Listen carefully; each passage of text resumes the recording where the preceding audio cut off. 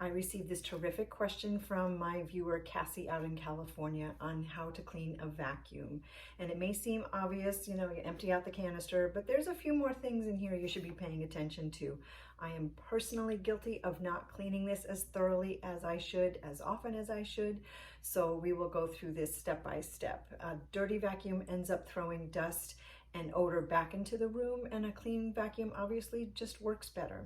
So we will clean the canister, the filters, the roller brush underneath, and take a look at the hoses too. Let's get started. Let's start with the canister. I try not to let it get more than 3/4 full. Clearly, I let it get fuller than it should be, but I simply place it over a garbage can and open the bottom to release most of the debris.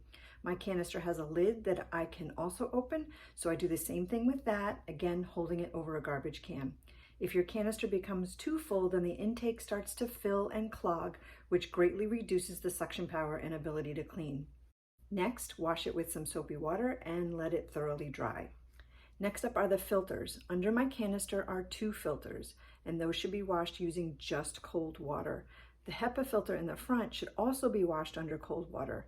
Let all of these dry for about 24 hours.